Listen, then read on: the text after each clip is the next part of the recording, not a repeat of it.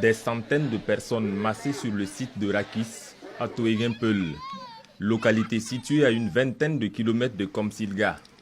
Ici, de nombreux malades viennent chercher guérison. Et leur espoir, c'est elle, Amsetou Nikema, surnommée la Dame de Rakis, du nom du quartier où elle prodigue les soins. Ne vous fiez pas à son visage poupin, cette tradipraticienne serait dotée de savoirs ésotériques. Depuis octobre 2019, elle a donné soin à des centaines de malades. Et comme chaque vendredi, il y a foule. Ici, le diagnostic se fait de manière insolite. Et chaque fois qu'elle ressent à travers les pieds d'un malade un mal particulier,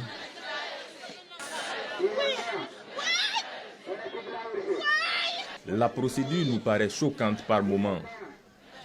Pourtant, les résultats sont au rendez-vous.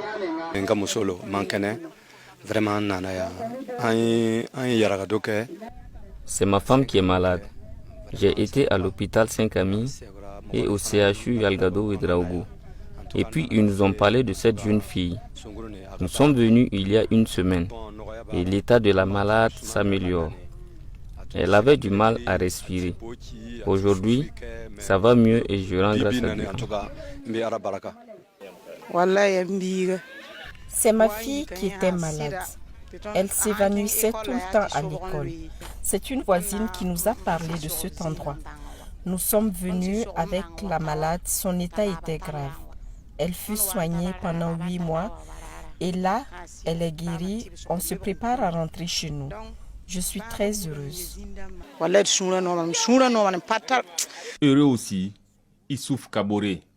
Il y a quelques mois de cela, ce natif du village de Kokologo arrivait ici dans un état préoccupant. Lorsque je suis arrivé ici, j'étais mal en point. J'ai fait le tour de plusieurs tradipraticiens. Certains d'entre eux m'ont dit qu'ils ne pouvaient rien faire pour mon cas. D'autres m'ont montré des sacrifices à faire. Je me suis exécuté. Dans la même nuit, alors que je dormais, j'ai eu l'impression qu'une voix me disait de venir chez la Dame de Rakis. Par 3 fois, je me suis réveillé pour chercher à voir qui me parlait, mais il n'y avait personne. Je suis donc venu ici avec mon mal.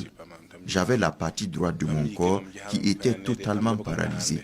Avec le temps, la Dame de Rakis a pu me soigner. Je vais beaucoup mieux. Depuis, il a rejoint l'équipe d'Amsetou Nikema. À ses côtés, lui et ses camarades aident à guider et à soutenir les malades. Cause de consultation parmi les principales, la sorcellerie. Le sujet est tabou et rares sont les personnes qui acceptent l'évoquer comme raison de leur venue à Toegenpeul.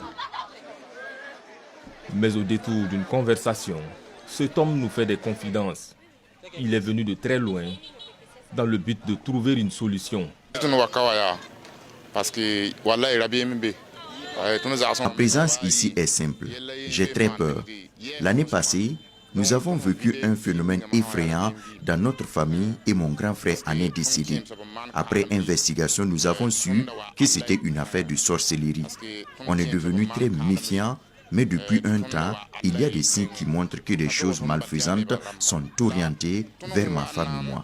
J'ai appris l'existence de cet endroit. Je suis venu chercher à me protéger avant que le mal ne débute. Il est maintenant 14 h. La séance prend une tournure singulière.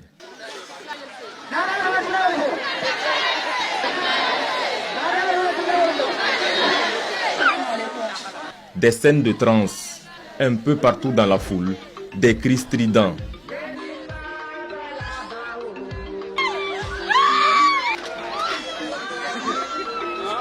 Tombée aussi en transe, cette adolescente, nous la retrouvons plus tard. Elle a 15 ans et vient d'être admise au BPC il y a peu. Au début, j'ai commencé par des maux de tête, ensuite des maux de ventre.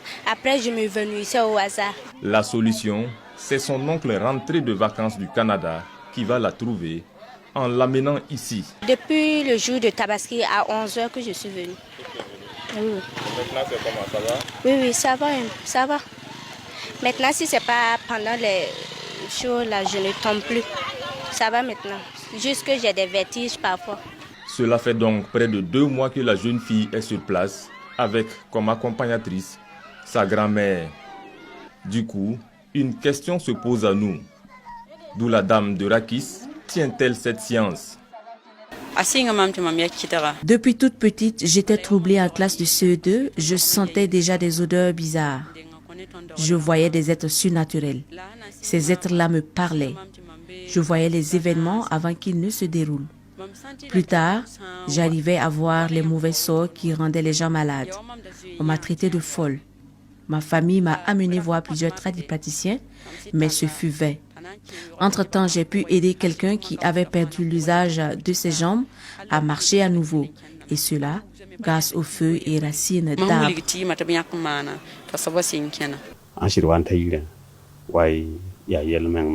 Quand elle est revenue à la maison, bonjour les dégâts. Elle disait, un tel qui habite là-bas est sorcier. On s'est dit qu'elle perdait la tête et on l'a amenée chez un autre praticien. À leur retour, quelque chose de bizarre s'est passé avec le véhicule. Ma fille a demandé à celui qui conduisait la voiture de freiner. Ce dernier s'exécuta. Le véhicule était presque à l'arrêt et l'un des pneus a pété. Elle a alors dit qu'ils allaient tous mourir si le chauffeur n'avait pas obéi.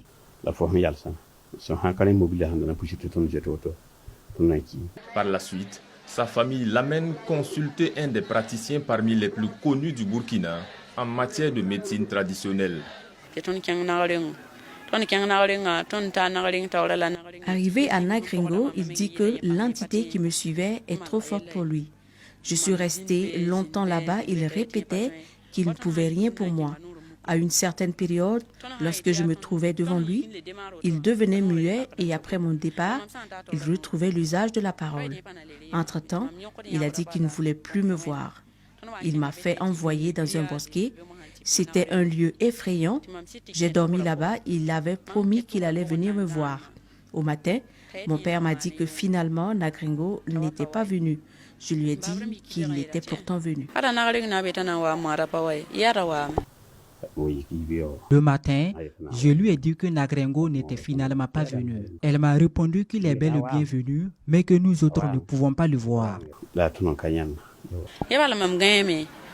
J'étais endormie et une voix m'a fait comprendre que le tradipraticien était là.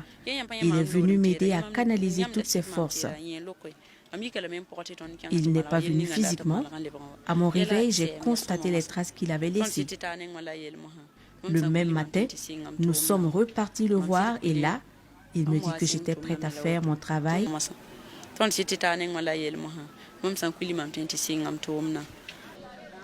À seulement 19 ans, elle dit soigner un grand éventail de maladies. Soigner là, c'est de n'importe quelle maladie seulement.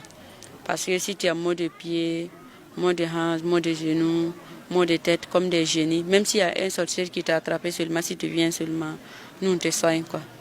On te soigne et aussi, on te montre c'est à cause de quoi que tu as eu cette maladie-là. Même pour l'accouchement, on aide les femmes aussi pour accoucher parce que aide beaucoup des hommes même à avoir des enfants. Et aussi, si tu as un homme âgé ou une jeune fille qui est très âgée, tu n'arrives pas à marier.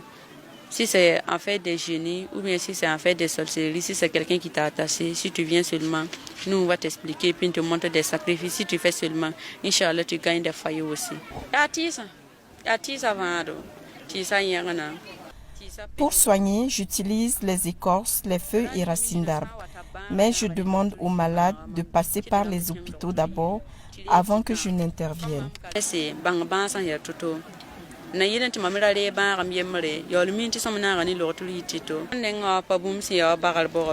Ce n'est pas une histoire de fétiche ou quoi que ce soit du genre. Si quelqu'un vient, je le regarde et je sais quoi faire pour le soigner. Vous-même assis devant moi, je perçois déjà vos problèmes. C'est Dieu qui m'a donné ce savoir. De nombreuses personnes qui n'arrivent pas à enfanter viennent ici et trouvent solution grâce à Dieu.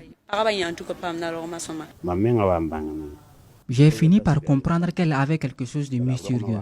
Même sa naissance était troublante. Elle est née le même jour et à la même heure qu'un de ses frères, Pourtant, les deux sont de mères différentes. Et l'insolite ne s'arrête pas là. Tombée enceinte, Amsetou Nikiema donne naissance à une fille. La naissance de mon enfant fut étrange. Elle est née avec des ongles dédoublés. Elle avait aussi déjà 2 dents, celle du bas. Mais en termes de prise en charge des malades, les choses ne sont pas toujours simples. Certains malades n'ont plus de quoi manger et peinent à avoir un endroit pour dormir. Je leur viens en aide.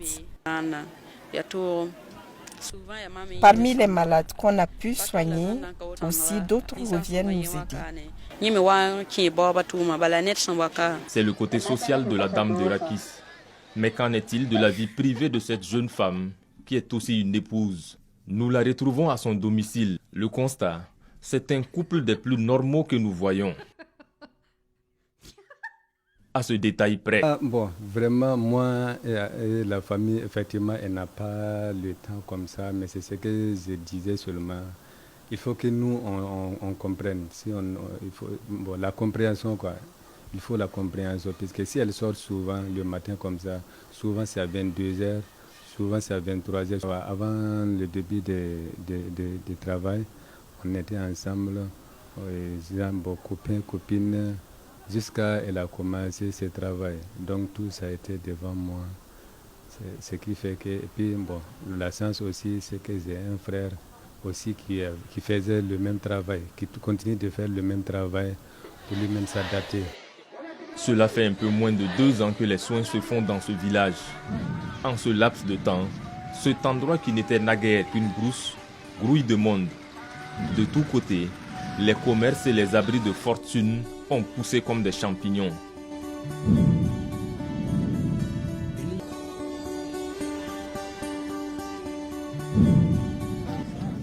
Et ce n'est pas tout. La notoriété d'Amsetou Nikiema va au-delà des frontières du Burkina, comme ici en Côte d'Ivoire, dans un quartier d'Abidjan où les patients accourent par centaines. Constat similaire à Toéguin où nous retournons. Il est l'heure des soins individualisés et Amsetou Nikiema se retire sur cette colline où les malades la rejoignent. Problèmes de santé, d'enfants, d'argent, presque tout y passe. D'autres viennent pour les remerciements après guérison. Cette colline aux allures de petite forêt est une véritable pharmacie à ciel ouvert pour la dame de Rakis. Elle va y prodiguer des soins jusqu'à une certaine heure de la nuit à ces personnes qui espèrent se remettre sur pied grâce à la médecine traditionnelle et alternative.